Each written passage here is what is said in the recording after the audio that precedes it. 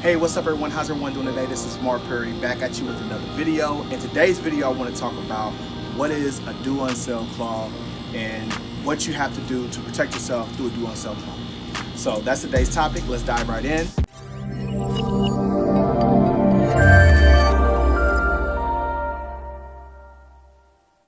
So what is a DueOnSale clause? A DueOnSale clause is basically, the lender is basically saying that if they find out that the loan has been, or the deed has been transferred to another individual without the loan being paid off, they could call the loan due.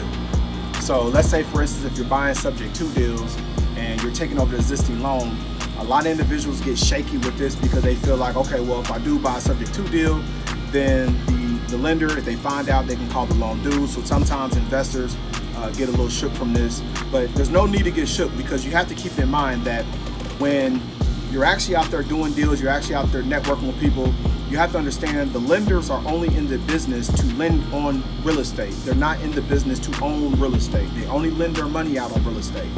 So a lot of times when they say that, hey, the loan could be due, they're not really going to call the loan due, because if they call the loan due, they can't pay out double of that. So example, if the loan amount on the property is $100,000, they can't lend out $300,000 to car dealerships, to other retail properties, and so forth.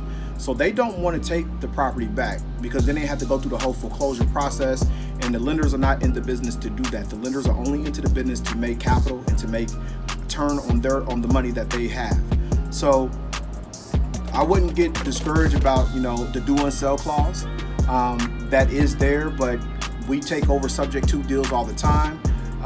If a seller is motivated and they don't have a lot of equity, that's the perfect time to take over subject to deal.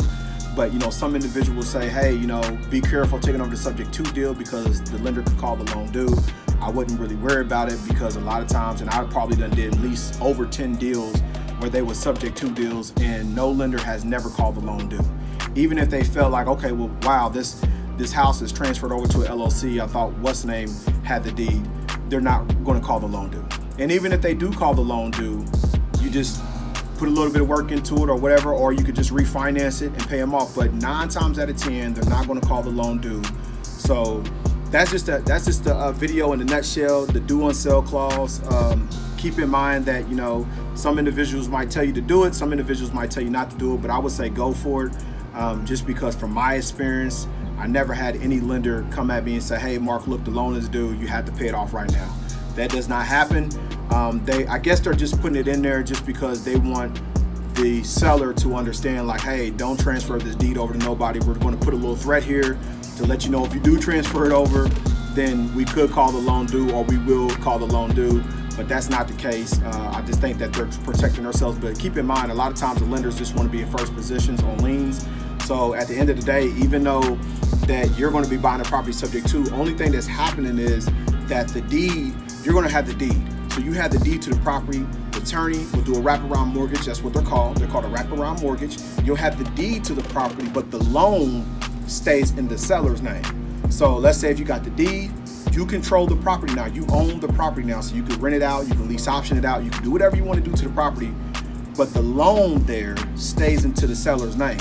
So you have to keep in mind, when you're taking over property subject to, make sure that you pay the mortgage every single month, or the amount every single month, because you don't want to affect the seller's credit. So you want to make sure that you're able to do that, because the loan is still in place with the seller that previously had the house. You just have the deed, and it has a wraparound mortgage against it, and you can do whatever you want to do to it. So that's a real quick video. Just want to shoot that real quick video to let you know that subject to deals, the DueOnSale clause, don't be scared about it. Don't be leery about it. It's great. You can do deals like this all the time, where people's in situations and circumstances where they need to get out of their property. So that's all I got for today's guys. Also as well, if you haven't already, please like and subscribe, hit that notification button, and I'll share more content with you about creative financing, wholesaling, and lease options. So that's all I got for you guys, and I hope you have a great day, and I'll see you on the other side. Thanks.